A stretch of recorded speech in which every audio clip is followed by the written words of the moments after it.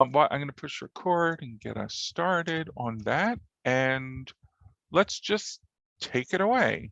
So what we wanted to do tonight, as far as exchanging ideas and learning, had to do with the sort of hearing your assessment or your critique or whatever of the method that we just had you use. But before we go there, let's answer some housekeeping questions. So I can't show you because I can't share the gradebook, but when you have your assignment done for us to look at, you're going to post it, and I don't have the same view you do. You're going to post it to where assignment 1 belongs. Okay, so we're not going to grade until we see it show up in assignment 1. Does that make sense? Okay, so all those other places where this I can show you, that you gave feedback or were getting feedback, etc. Here in session 5, 6, 7, right? And then session 9 in your circles, right? These go to your automatically go to your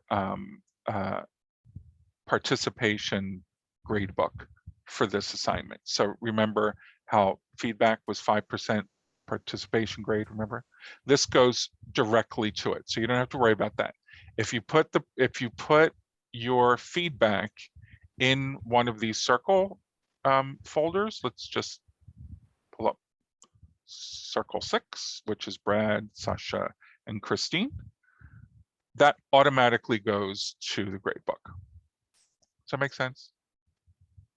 Okay, so the thing you really want to worry about is linking your presentation to assignment 1. Okay, and that's the one that we're going to use as the one that is graded. Also remember, you don't have to do that until November 10th. Okay, if you recall, if you look at the rubric,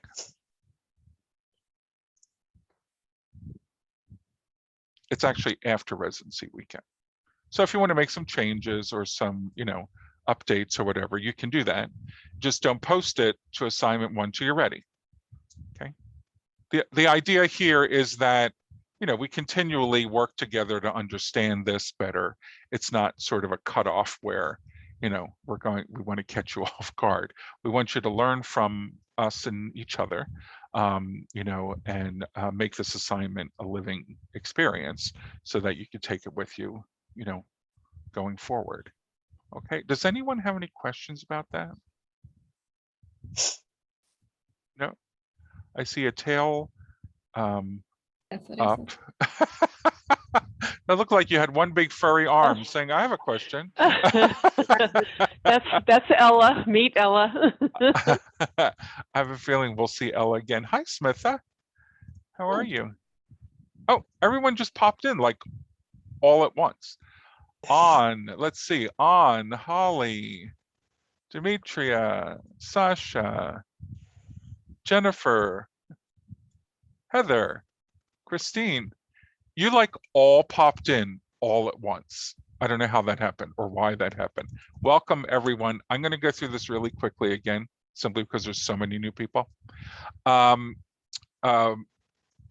We will talk about those questions I sent you in a minute or two. We just want to make sure you understand how to post your work. So the first thing to think about is the feedback you're giving each other, okay? So as you know, this session 9, present your feedback, you're split up into 6 circles, right? If you post your feedback in there, it'll go to your gradebook. You're done. Okay, so if you open up this folder, and I use circle 6 as an example, and you post, for instance, somebody did it, I thought. No, maybe not. When you post your feedback to your classmates, it'll go right to the gradebook, okay? For your assignment, which is the presentation, you need to post it to assignment 1, okay? And I just want to remind everyone, you have till November 10th to post your assignment. Now, why is this? Because we said you needed to have it done on October 31st, right? It's because we want you to be able to update it or change something or whatever based on conversations, feedback, etc. So you put your best work forward. Brad, you have a question? Yeah, I was just curious if anybody knows how to make edits in the voice thread that we've already done. So say we do make edits that we're not then having to re-record the presentation when we submit it for final grade. Is that an opportunity to edit the slides of a presentation that's already there? Yes. I can figure it out if you said yes. Okay, perfect. Yes. So the visual, you know, the slide, you can edit to the day is long. Okay. Perfect. Now you may choose also to edit what you say in that slide if you change enough, but that's up to you. But you can play with the visual all day long, and it's not going to mess up your voice, you know, the overlay of the voice. Okay. Sorry, I don't think you can you really? I've never been able to edit a slide in VoiceThread because it's a PowerPoint document. Not a slide, but you can upload a new slide. Make the change in PowerPoint and then you upload that specific slide. Like if you have a typo, you can't correct in VoiceThread, but then you just upload a new, just that slide. But then you lose the recording, Brad. That's what I thought. That's what I did, and I re-recorded it. That's funny because twice. I've done that, and I don't think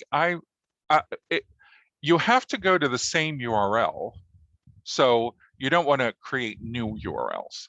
So the URL of your assignment, you should be able to go in and just change. I'm almost positive you can, because I think I've done it myself. Has anyone else tried this or had trouble with this? No. I've tried it and I can't do it. Outsmart it or not. It's complicated. If I remember correctly, if you go into some sort of like the settings of it, it shows you slide by slide.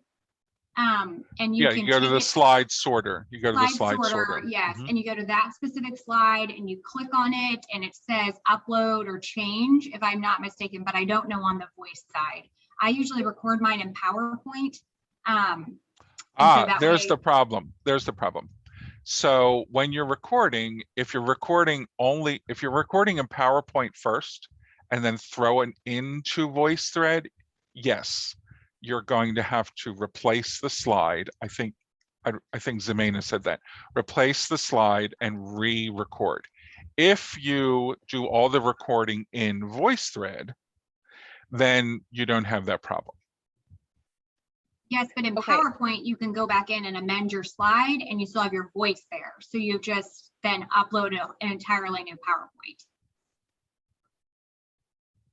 Yes, you can do that. Yeah, but if you choose to do it in PowerPoint, but either way. Right. Okay, because VoiceThread like completely distorted my graphics of my final model. And so when I tried to like re-modify it and re-upload a new slide and then restore, it only gave me the option to have a whole new presentation. So I don't know, I just want to avoid re-recording the entire thing. Sorry, I just wanted to say, I'm sorry, go ahead, Zamin. That happened to me, and that's why I decided now I just save it in PDF so it doesn't change the graphs, and I upload a PDF instead of a PowerPoint because my graphs were completely destroyed. Okay. But I can't do that this time because it's already without having to do the whole thing again. Okay, so let me just say, if anyone's running into a major problem like this, I don't want anyone to do everything all over again. If you feel you need to send a PowerPoint voiceover, rather than use VoiceThread. The reason why VoiceThread is useful is because we can voice over, and some of you have gotten feedback from me where I voiced over your slides, and it's easy to do it that way and for you to see, see what I'm saying for each particular slide. If you're running into continual problems that are really preventing you from moving forward, let us know, and you could deliver a voice over PowerPoint. Daisy, do you see any problem with that? Nope, not at all. I think I was going to suggest the same. I don't want anyone redoing a full Yeah, presentation. neither do I. VoiceThread can be a little persnickety, but you will have more practice on VoiceThread in other courses, so you'll get better at it, I promise. Any other questions about assignments that I can? If there's not, trying to keep an eye on raised hands. Let's Jennifer. I ask a question about due dates for assignment 2. So if you Sure. scroll down, I think I see it says due November 24th, but then the last bullet under objectives, it says November 19th. Oh, you caught me. It's the 24th. Okay, good. I wanted to confirm it was the 24th because I need those. That's what happens. This is what happens when you update it year to year. And this year I got smart. And if I didn't put 2021 after it, it was supposed to help me remember that I didn't update it. Thank you. It's the 24th. That happens when you're all professors. You will learn Blackboard isn't as fun as you think it should be. Okay, so lastly, let's just go to what this weekend will look like. So we can just mentally prepare for that. So tonight we're going to talk about more the method of Repco and Stotac, not so much your own assignment. Plus you want to have some time to look at others' assignments and give that feedback you're working on. So on Friday at 1, from 1 to 2, we're going to spend some time in your circles so that you can discuss, in addition to your written peer feedback, your assignments, and just sort of help each other understand if you have questions about your peers' review or anything like that. We can get to talk it out, and Dr. Lay and I will be floating around the different rooms. It's only 1 hour, but we just wanted to give everyone a chance to finish the peer review and read the reviews you got from everyone else, and then have a chance to talk about it. Okay. And then Saturday, we have planned for you in the afternoon to hear from 3 of our doctoral students / candidates. Alex Blacker, who is cohort 4, Orlando Soso Zedzorman, who's from cohort 3, and Ramaya Barry, who's from cohort 1. Each of these 3 folks are doing a dissertation that has been informed by this class, and we thought it would be a good time for you to sort of hear not only what they're working on and the type of studies that people tend to work on, but also hear a little bit about how our team science courses informed their thinking and their design of their study. And they're all in different places. Alex and Orlando may defend their proposal in January, I'm going to guess. Ramaya is post-proposal defense, and she's collecting data right now. Ramaya happens to be in the Dominican Republic at the moment with work, so she's going to probably send a video. But it's an opportunity to hear about not only their work, but how the team science course and its content have sort of affected their thinking.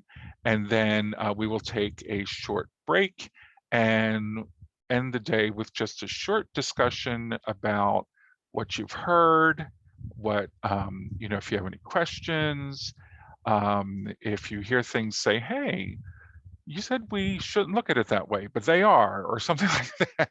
We'll have time to talk it out.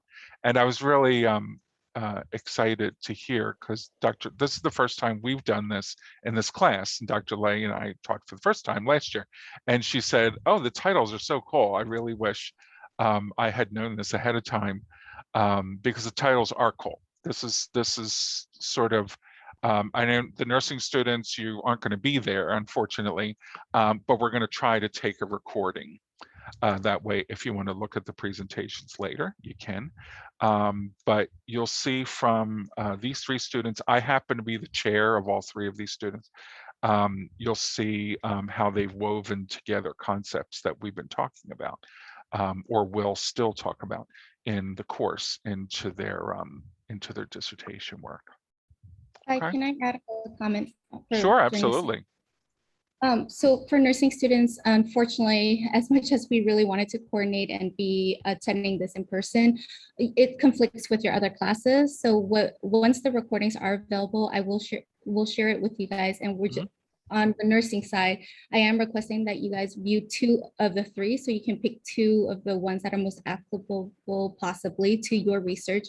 And then you'll just provide a couple of sentences as to how what you thought of it, and then how you see it possibly applying to your own work. But we'll talk about that a little bit more after tonight's session. Okay, great. All right, so let's see.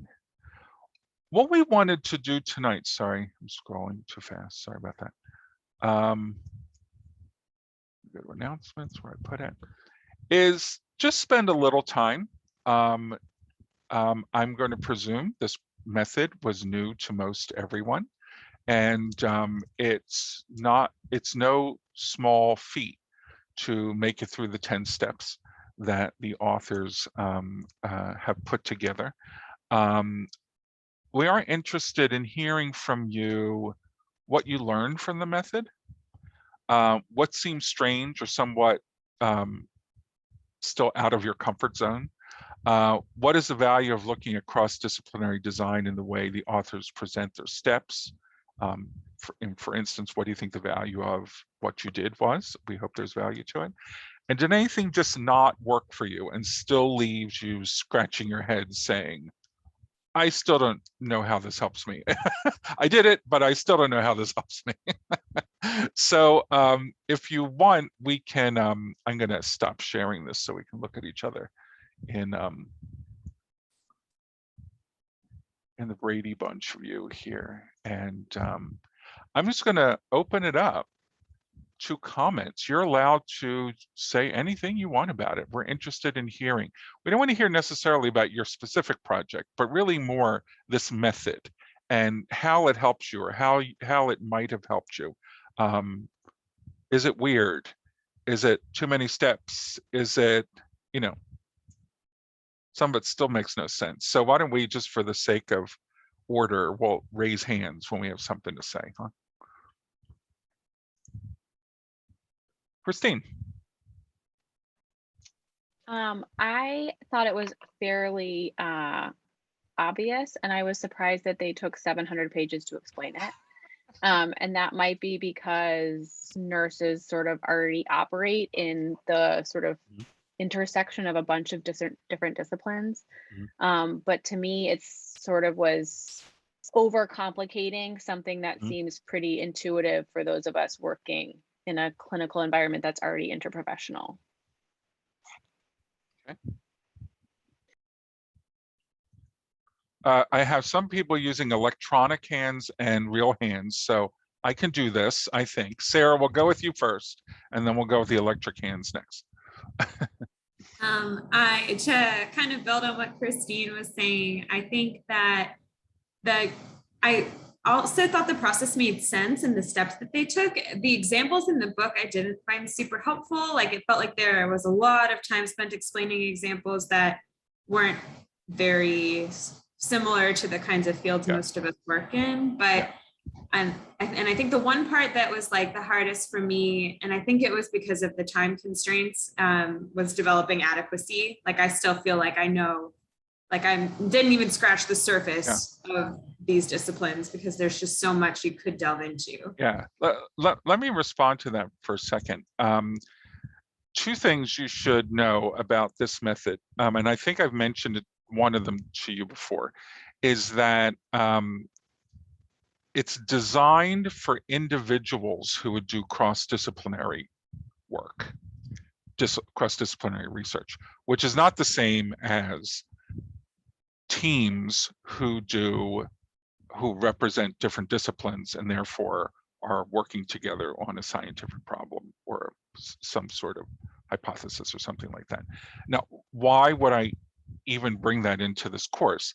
It's because most of you, all of you, will be doing an individual study in your doctorate that you need to incorporate a cross-disciplinary approach to. Now, I'm one of those people who thought it'd be really cool, because I'm one of the architects of this program, to say, wouldn't it be cool if we had actually team dissertations? I think I told you all this story before. My colleagues, though they respect me a lot, said, it's never going to get approved. Just drop it. We're not doing it. But wouldn't it be interesting if you approached a dissertation as a team? It doesn't mean it would be any shorter or any less work, but this book is not designed that way. It's meant to help people who typically need a stepwise approach to how an individual might be able to manage different disciplines.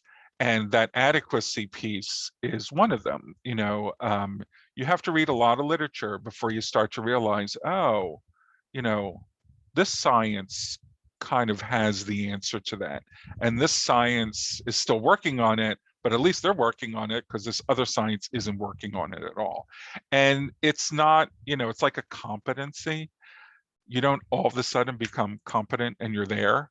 It's a growing experience. And I think, Christine, the point about some health professions that are very much immersed in sort of team care is certainly a good prerequisite for the idea of doing team science, but it's not quite the same, as I've explained before, where we're talking about care professionals when we're talking about scientific disciplines, which are slightly different.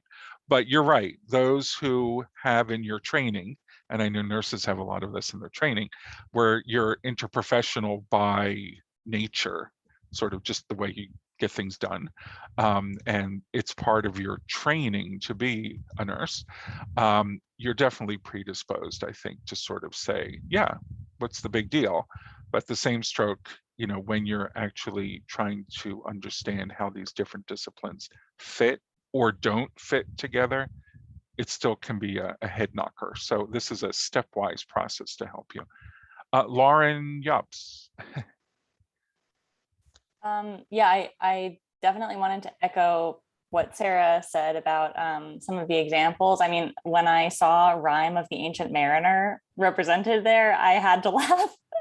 But for example, going in that don't direction. forget, interdisciplinary work doesn't just happen in health and medicine. It happens, we're not you know, a silo, throughout. that's for sure. Right. But I do have to say, the thing I struggled with the most was like feeling like I could put those sorts of words or thoughts in the mouth of the interdisciplinary, and I was talking about in my own PowerPoint. You know, a lot of these examples were like, well, this discipline obviously thinks like this, and I didn't really feel quite as comfortable like taking that leap, you know, based on the limited literature searches we were really doing in this one assignment.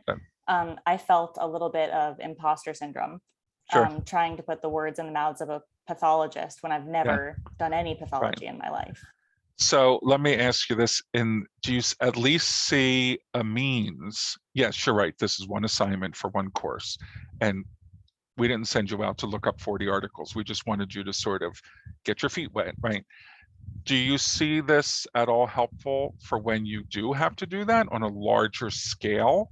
I have to say I do. And also Okay. I think it got me thinking in a way already that's more interdisciplinary oriented. Like, for example, last night I attended the Jesse Gelsinger Oh, event. I worked with Dr. Batchel.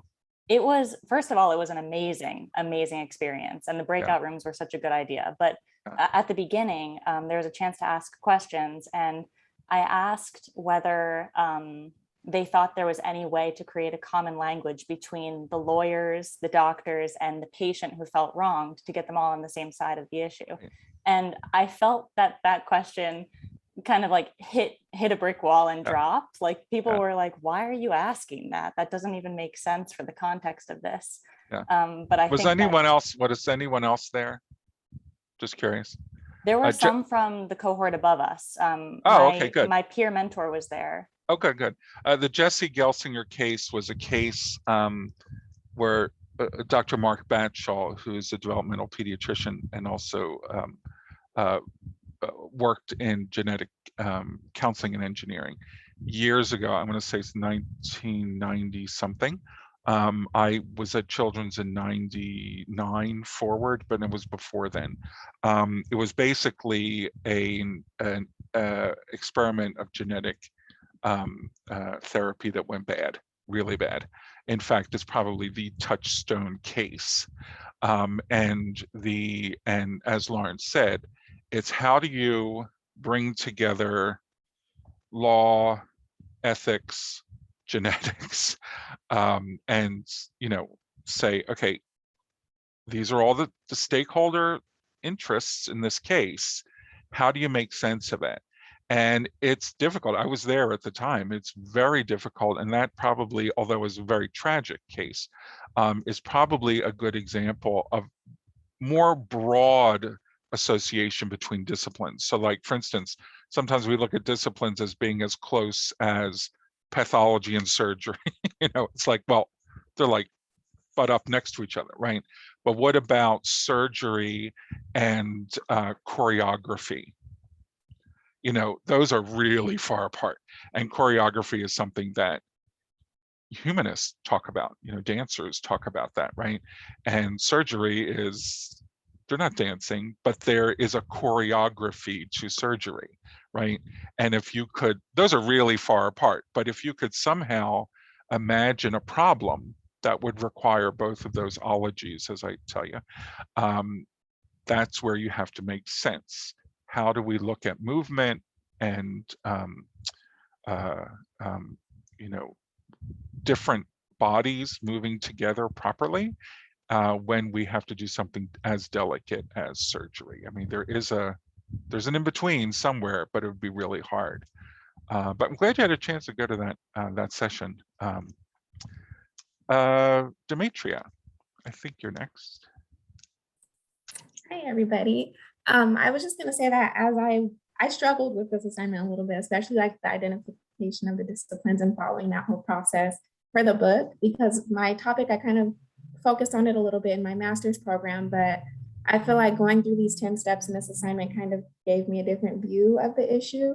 And after I did go through that whole disciplines process and identifying the key disciplines, I actually ended up with disciplines that I wouldn't have initially identified as key. So it was a whole different set that I was like, oh, these do go together and these do kind of look at the problem in a really great way that, with the solution that we can you give us an example of where you sort of had that light bulb go off? Can you remember anything? I went through and I built like the perspective and insights tables. I think actually it was when I was doing the mapping. So I built this crazy system map. And so when I was like, well, where do these disciplines fit? And I was naturally gravitating to the ones I know fit based on my experience with the topic. But I took a step back and I just kind of drew lines to every part of my map to see what made the most sense. And then my topic focuses on human, animal, and environmental health. So 3 separate sectors of health, and kind of merges them together. And so I ended up looking at the disciplines that tied to each sector on their own so that I could look at them collectively as a whole. And so that's how I ended up coming up with them. But it was really insightful, the process. It was painful, but by the end. Yeah, it's a little painful, yeah. I'll admit that. It is a little painful. You many of you will do a little more visualization than maybe you're used to in this program, because we sometimes have to sit there and literally play with, you know, shapes and say what's related to what. And this is sort of an example of where you sit down and say, okay, how is this thing related to this thing? And is there an arrow that goes from this discipline to that discipline, or are they unrelated, or are they sort of in conversation? And you're going to do more and more of this. I think maybe some of you are already doing it in 8105 in Dr. McDonald's class. Yeah, so that's a very systematic way of thinking. How do things fit together? How don't they fit together? Where do they really, like, it's like, this is a square peg in a round hole. How do I get these to fit together? And this sort of method helps you to think that through a little bit systematically, so you can come to a conclusion like Demetria did. It's like, through this pain, I actually have a little different, maybe better, but at least different insight than I would have any other way. Zemena. Thank you, Dr. L. My experience actually was, I think this is very helpful. I work with interdisciplinary teams, and as a physician, leading teams of researchers from several disciplines is always complicated to define what is the most relevant discipline. And that's why I found this exercise super helpful, thinking on what concepts can help to make that decision on the relevant disciplines. I think I'm going to use that every day. The concepts are deep in this book, but I found it very useful, and I struggled a lot finding what was the most relevant discipline, and I made the conclusion on a discipline that I didn't expect to be the most relevant one. So very interesting. Yeah, the world's a complex place, and if you try hard enough, everything is related to everything. The problem is you can't study everything. You have to sort of put bumpers around it. Otherwise, you just lose yourself in the complexity of the world, right? So this idea of relevance is really built on this concept of, well, sure, there's 1,000 questions to ask, but my research is only asking one, because that's how research studies tend to be, or two, or maybe with three. That's how research studies tend to be developed. So you say, well, of those 1 or 2, 3 questions I'm going to ask, what's most relevant? But again, it's hard because you have to become focused. I think in some cases, I stated some comments in people's presentations about how it's sort of like, it's not really a problem, it's just sort of a statement of what's going on. But why, as you tighten up that problem and say, oh, this is about, a particular social situation with a particular condition and a particular time frame and a particular, et cetera, et cetera, et cetera, then you can start to get much sharper on which ones are most relevant. You might want to study everything, but you have the rest of your lives to do that. You have to sort of zero in on, okay, put all the other stuff to the side. Academics' offices have piles of papers for reasons. It's because those are ideas that we're not ready to fully commit to yet. They're just piles of ideas. And that's where the relevancy comes in. What's most relevant to what I'm trying to understand? And it's a process, and it is hard. Carrie. Yes, thanks. I'll try to be fast. This was good for me to pull me out of some disciplinary bias that I did have, being a nurse in this program. I had to pull myself out of where I thought I was going, because the topic that I have, to address it, we've got to look outside of our typical medical disciplines, because that's what we're comfortable with. Yes, as nurses, we're used to working with physicians and nutritionists and pharmacologists or pharmacology and all that, but we've got to look outside of that with people that we're not used to working with, so veterinarians and agriculture and different things. So Right. it really forced me to think outside there and stretch myself, and I'm glad it did. So I'll stop there, but it gave me a whole new perspective of where I was going with it. Two really good points. We're all biased. I mean, it doesn't matter how much we think we are. We all are biased by something or somebody or some way we look at the world. It's just a fact of the matter.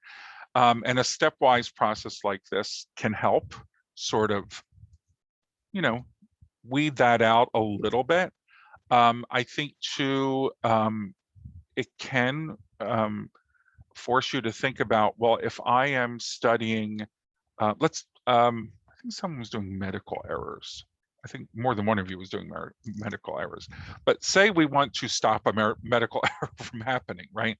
Well, maybe we need to use behavioral science. Maybe we need to use psychology. Maybe we need to use organizational science. And those, as Carrie just said, are not the fields you tend to dabble in at this point in your life so far.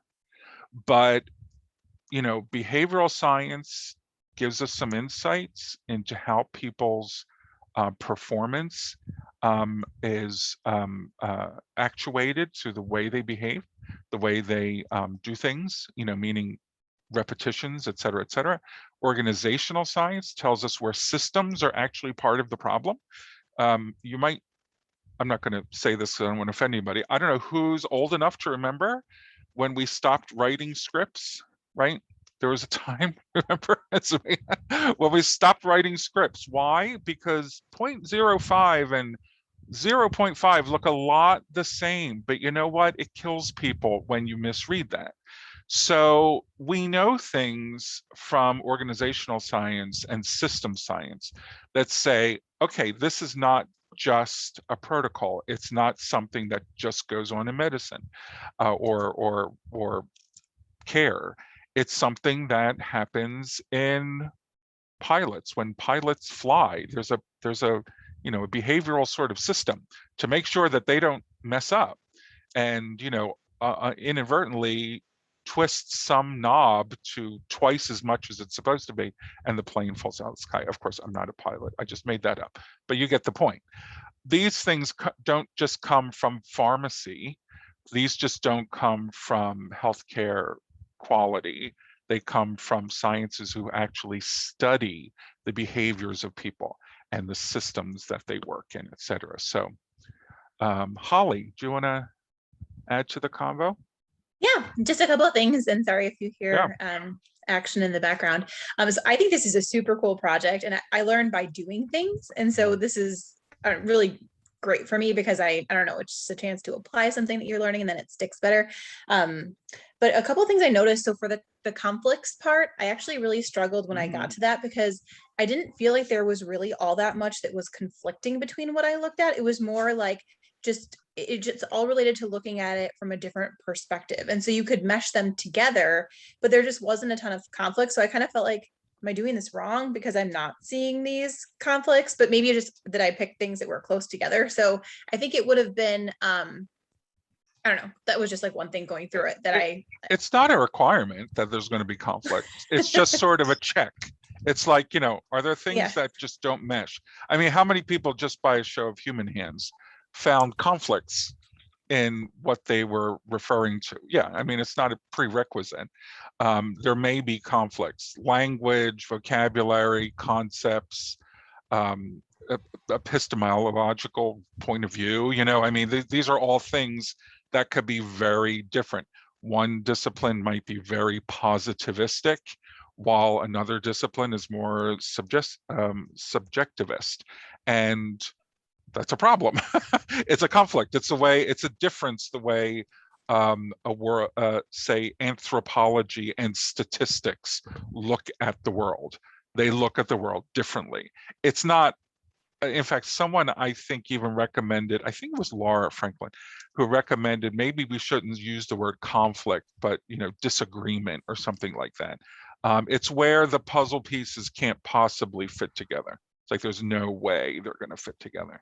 But you had another point, I think, Colleen.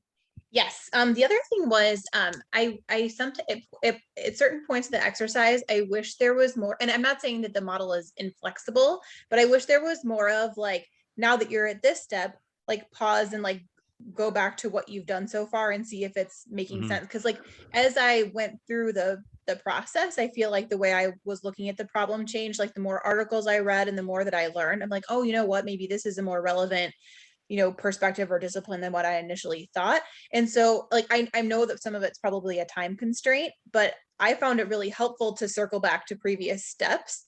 And, but like the way we read about it was a little bit more linear. So that was my only other comment, but overall, I think it was a really cool process. And my favorite thing I read in the readings probably was about how we teach people, like, I just didn't think about it from this perspective. Like we approach education for children in a non-integrative way, like with right and wrong answers and things like that. And I'm like, oh my gosh, like that is so true. And I never really thought about it before, but it was kind of a good perspective check, and it's going to give me more. Different disciplines aren't coming up with right or wrong answers. They're coming up with the answers to the questions they're asking, and it's an interesting parallel to, pedagogy, which literally means, children, and andragogy, which is, adult learning.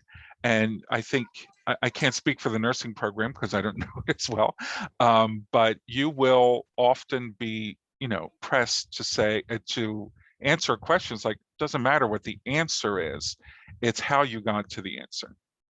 And it'll frustrate some people because like, well, how do I know if it's right? It's like, it's right if you can support how you got there. It's like, remember, again, I'm aging myself. When I was a kid, you had to write out the equation in math, right? And it doesn't matter really if you got the answer right or wrong. It was the equation the teacher was looking at, right? It's like, well, of course you came up with that answer because that's the equation you used, right? It's a little bit like that. I don't even know how they teach math these days. I'm sure it's not the way I learned math. Lauren Yops. Lauren, do I say your last name properly? Yeah, it's like Jobs. Okay, good. It was once Jobs, but interesting. Not in America, I guess. I just wanted to say two quick things based on things you said earlier. One is that when you were talking about how surgery and pathology might be really closely linked, just today, I put together I was running a presentation between an oncologist and like our fellows, and he was talking about lymphoma, and he was saying how the diagnosis actually completely hinges on the pathologist, and it's out of his hands completely. Like the pathologist is the one who makes the diagnosis at the end of the day when they look at the slides. And the way he was talking about their relationship with one another, it actually seemed to, like, I felt like I saw the chasm growing between those two professions, like in front of my eyes. Right. So I feel like even in closely linked professions that work together every day, there's so much going on behind the scenes that can separate them depending on the angle. And absolutely. The other thing I wanted to say was just that I actually did my master's in safety and healthcare quality specifically. And we learned so much about like behavioral engineering and how to change people's behaviors by making all other options impossible and all of these great techniques that aren't really always used in hospitals. But when I finished that program and went back to work in a hospital, I noticed that those methods were actually best and most overtly employed by the IT department in the way that they got us to do certain things or not do certain things, change our passwords on time, stay compliant with certain IT guidelines. And on the units, it wasn't employed quite as well. Yeah, I mean, really, when you really think about really, this whole thing is what can inform what and how to capitalize on that. so that, like the IT is a good example. It's like, let's use principles that are based in the way people behave, or the way people shouldn't behave, or the way people should behave, so that we have things like more secure systems. Or you see, it's that process of sort of taking the thread and, taking it through the different fabrics, but you're in charge of the needle, and though, it's interesting because Dr. Lay and I were just talking about this. We've had different responses to this method in the past. Some quite violent, actually. It's like, why do I have to do this? It's so interesting because each cohort is different, each class is different. But it's interesting to hear some of your responses and how it triggered a change or just an awareness, and that's great. And of course, some of you, it may be like, yeah,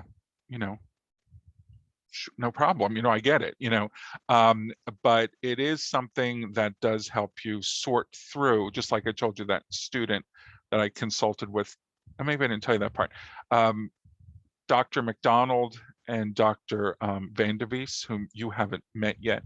I don't think you'll have him next semester for implementation science if you're in THS, met with one of our students from last year, who's trying to look at stakeholder arrangements, working in genetic testing and measuring the ethics of inclusion, of who gets to be part of that process. Okay, so she's looking at, in her mind, at least, a team science piece, an ethics piece, and an implementation science piece, and is trying to figure out how do these puzzle pieces fit together. Now, she's just at the beginning of her thinking on this, but it's the same thing. I mean, if this assignment, trust me, will come back to you later when you're starting to put together your own research. Sasha, do you want to join in? Yeah, I just had a question because I think, like Christine, I think we work in teams so much, and I think you want to apply it to real life. So, like, speaking of how, it's more important of how you got to the answer, I'm just thinking of something real life for me. So right now we're in the middle of contract negotiations. Like, how do teams that don't necessarily fit together work to get to the right answer? And like, what team approach could be best to understand the behavior with that? In healthcare, not in non-healthcare, it's a little different, but yeah, in healthcare, it's different because there's big lives at stake, not just the staff, but the patients. Right. So what's the right answer? I would start with. So is the answer something that is ironclad and is the only answer?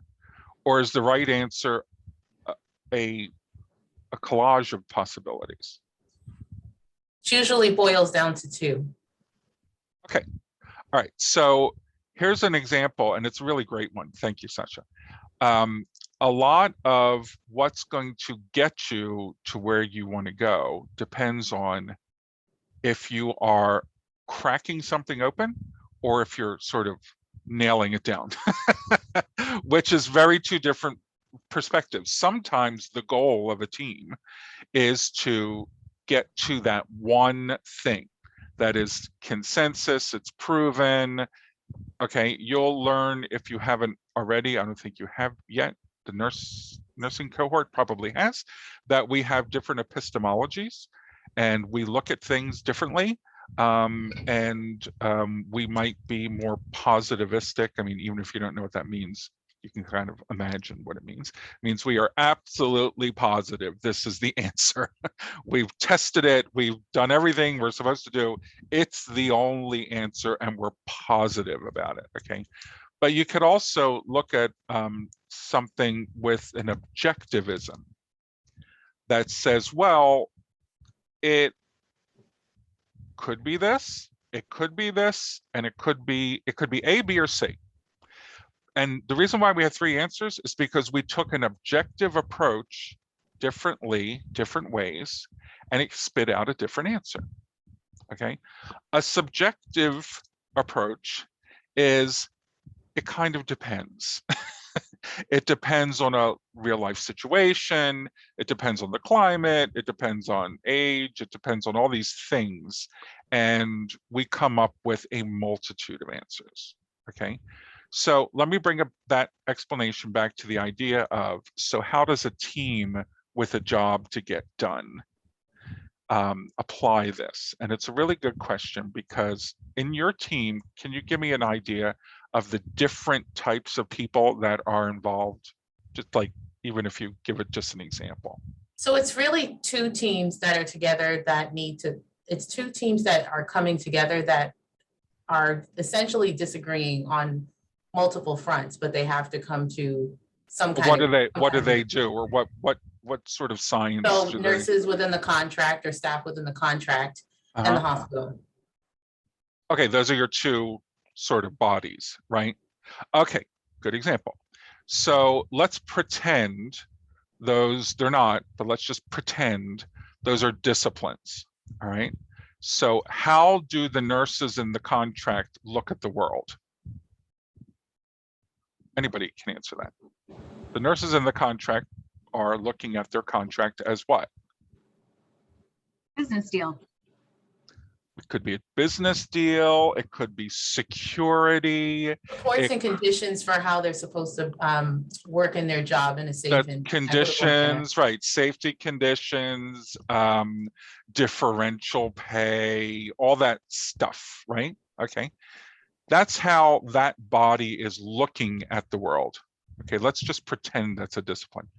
How do organizations look at that? All the same way, like a hospital. Their There's viewpoint. usually a breakdown of hours based on like FTEs or whatever the equivalent is for clinical nursing. Sure, staff. it might be head count. I mean, which is not a safety thing. It's not a quality thing. It's like, well, how many people can we actually carry, right? It's a liability thing, right? It's a sustainability thing, like how, you know, how many dollars can we increase per salary and be able to actually sustain that, because we're probably going to go through this again in a couple of years when the contract is renewed again, right? So you have two bodies that are looking at the same thing differently. All right. What are the conflicts? Is this sounding familiar? What are the conflicts? Where it's the same problem. They're trying to work out a contract in this case. But one group looks at it as a collective, more having to do with some of the matters we discussed or brought up, and another's looking at it through a lens that looks at it quite differently, or differently enough for there to be conflict. And the conflicts come in when safety, because this does happen, safety becomes something that's negotiable, right? Well, you might not have certain types of protective gear that you might want because the hospital isn't going to pay for that much, you know, whatever, or whatever the case may be. You actually start to have things that are looked at differently. Now, we could call those two entities, Sasha, Discipline A and Discipline B, and they look at the same problem differently. And your job would be, as say you were researching this, your job would be to try and figure out for yourself, it's what pieces fit together and what pieces can't possibly fit together, and call out those conflicts and say, what do we do with them? It's not that one is right and one is wrong. It's just they're not on the same page. Does that make sense? Yeah, thank you. Yeah, I hope I was able to address that. I know what you're saying, and I can visualize it in my head, but you know, we're just talking metaphorically here. You know, the nurses union or whatever, and the hospital could very well represent metaphorically two disciplines, looking at the same problem using different measurement tools. And that's the difference between some of the disciplines that you've looked at in your work.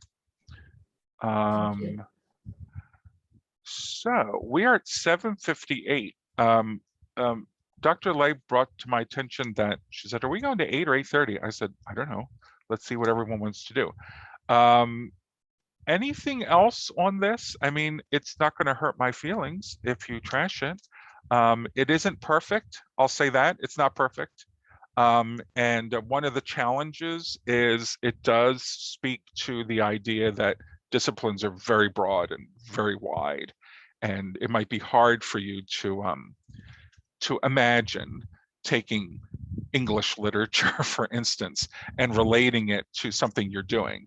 But I would also challenge you not to discredit those disciplines, I think Demetria said it, that you would have never thought about, and say, this might have something to do with it. I mean, we've seen the transformation in care when it comes to aesthetics, music, art, journaling, psychiatric practices,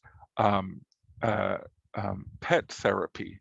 You know, these are like, who would have ever thought we would have taken seriously bringing a collie into, you know, and it's not only now recognized, it's researched, and we have some evidence that shows it has an impact. You may have thought to yourself one time in your life, what do little doggies have to do with curing people? Or, you know, but now we take it for granted. So I just encourage you to be open to stretching, because you might just come across a really juicy problem that is going to require you to have sort of a stretchy head. We have I forget what cohort she's in, 5, I think, who's interested in art therapy and neuroscience. So she's looking at the neuroaesthetics, and I know that your brain sort of goes, but she wants to do things like use an MRI to understand how the brain works under conditions of being subjected to aesthetic therapy. I mean, in her case, art, but it could be music, it could be, you know, anything. It could be hippotherapy, riding a horse for that matter. So anyway, I just want to hope that this activity that we're still going to continue to work on for a couple more days was helpful in sort of stretching your mind a little bit. I appreciate you hanging in there with us. So is there anything else we want to talk about tonight that we haven't? It could be anything. It could be practical. It could be anything. No? Any questions? I haven't been watching the chat. I apologize. Are we going to talk a little bit, sorry to interrupt, about No. assignment 3 in the weekend? We weren't. Okay. But we can talk about it right now if you want, because I think just about everyone's here. Yes. Yeah, I mean, because the nursing cohort's going to be together this weekend, so we were hoping to try to get started on it. Good. Yes. So let me thank you for bringing that up, because that's the one thing that trips me up in this course is your timeline's a little bit different, and I don't always remember that you need to have things in a different rhythm. So thank you for bringing that up, Christine. So let me just share here if you're not already there. So assignment 3, we're going into, why don't we just spend 5 minutes talking about this?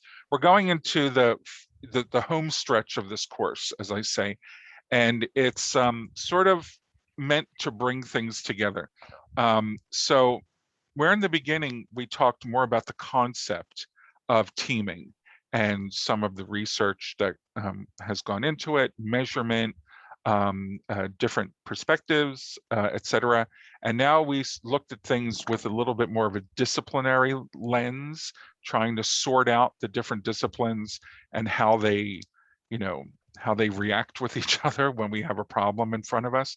The last part of the semester is actually being a little more practical with a real life project.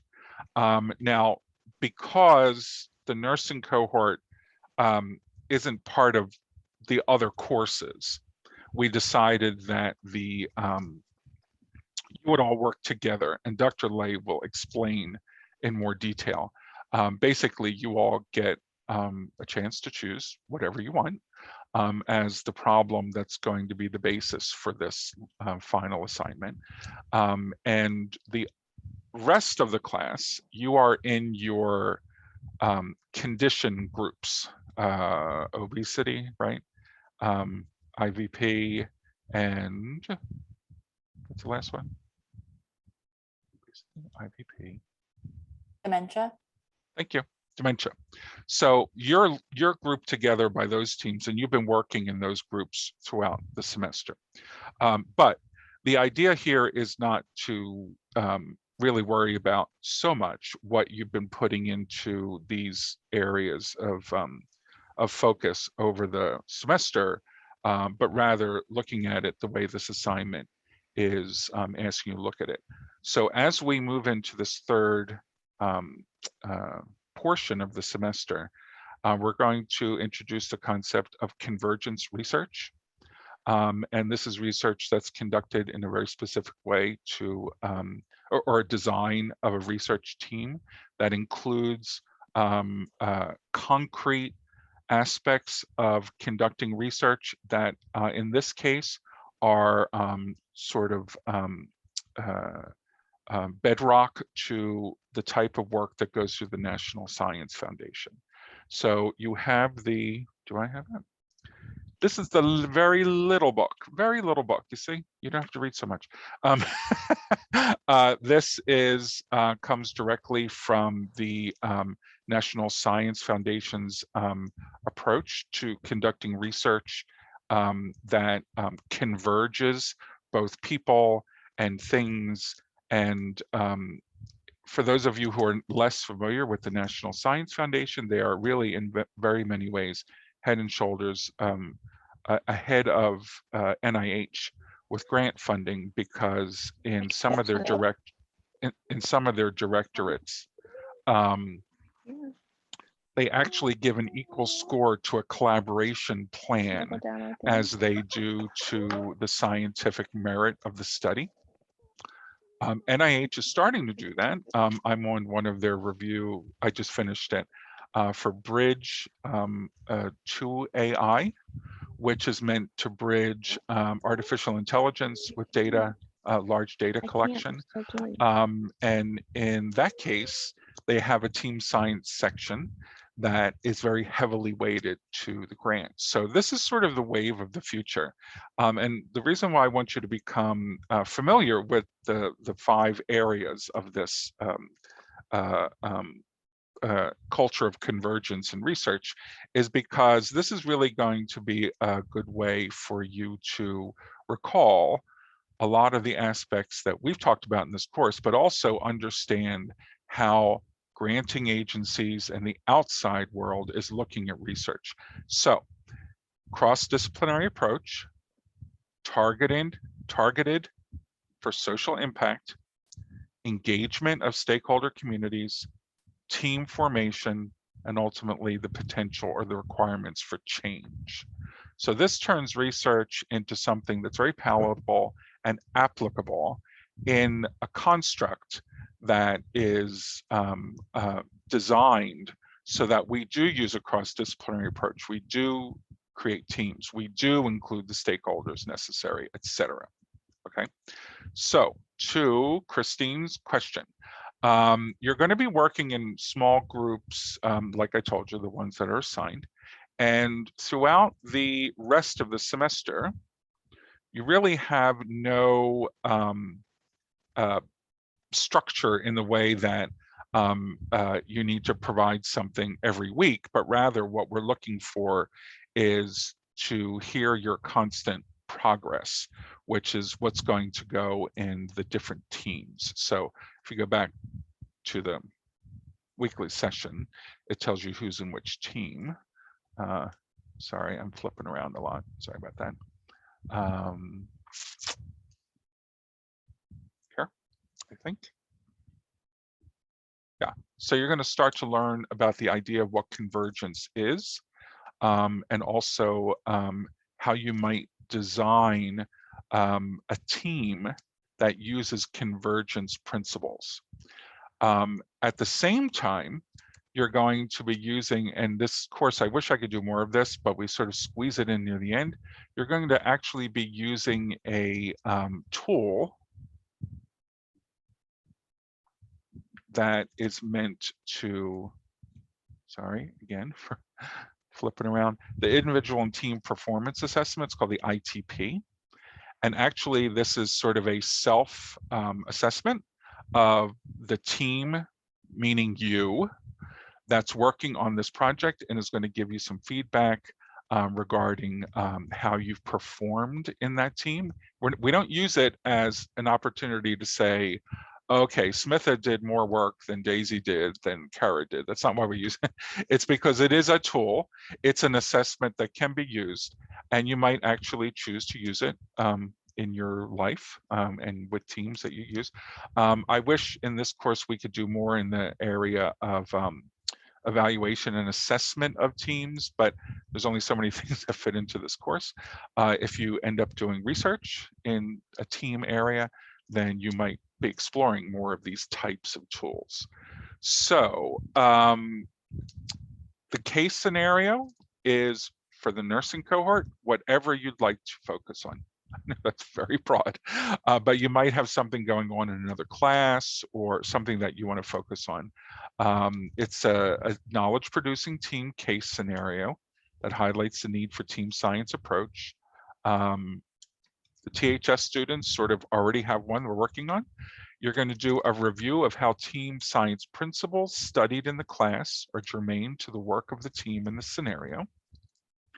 So you're putting together a plan, drawing on the 5 principles of convergence research that I just explained, and then provide a plan for team development that would emphasize cross-disciplinary team science in the context of convergence research principles. So you get to plan a team project, and you focus now not necessarily on the subject, like the condition, as much as you're focusing on, okay, what do we need to understand about the team and how they work together to reach their goal, whatever that goal may be, okay? And then you're gonna take the ITP assessment. Actually, I have to set you up with emails and all that stuff, but that'll come in a week or two. And you may, but are not required to find new literature for the purpose of this final assignment. You might choose to find some new literature, okay? Does that make sense? And of course, we haven't gone into the convergence research stuff too much yet, so you have like kind of no context to understand this, but does that answer the question, Christine? Yeah, thank you. And then if you guys have time this weekend when you're together, and maybe even with Dr. Lay, I don't know your schedule, you can sort of, you know, rally and say, okay, what do we want to spend some time on? And again, it's really more about the team construction than it is about the condition or the situation you're studying. So just make sure that you don't make this into a major research project in some area that you haven't given any thought to. That's really not the point. And then each team is only producing one product, okay? Each person doesn't produce a product. You're all working on your final presentation. So there will be 4 presentations, right?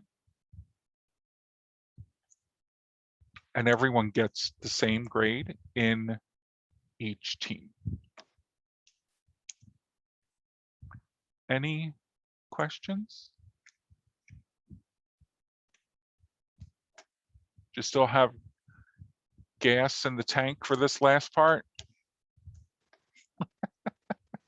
I know it's been a challenging semester, but you guys have been done really well in this class. I don't know much about what you've been doing in the other classes, but if this is any indication, you're doing really well. I am excited that it's a team project because I think those are fun. Good. Not everyone thinks that. Sometimes people like to just go off with their quarter and say, oh, good, I could just do this on my own time. Team projects take a little bit of time. So of course you need to arrange your communications and all that stuff. In fact, that's what you're going to explain. The team that's going to work on this problem, you know, how do you want to organize it? What are your organizing principles? And some of us will come from the beginning of the semester, some will come from the second third of the semester, and some's going to come from what you're working on in this very little book. It's very short, so the reading will go down. So anything else for the good of the order? Dr. Lay, do you have anything to say to the nursing cohort while we're online? Nothing for nursing students. We'll definitely go a little more in depth about what's expected, you know, in our session together. So don't stress too much. Yeah, I wouldn't stress too much. And remember, I know it takes away your weekend in some ways. Remember what I always say, residency weekend is the time to make sense, not to stress out over it. And I think the most interesting thing, honestly, that at least for this class should be doing is finding out what some other doctoral students do in their research ideas. And you can ask them anything you want, as long as we get out for dinner. Okay. All right. Everyone have a great night. And if you wouldn't mind, if when you exit, Dr. Lay and I just need to touch base on a couple things. So have a good night, get some sleep, get some rest, and we'll talk in a couple days again. Thank you. Bye-bye. Thanks so much.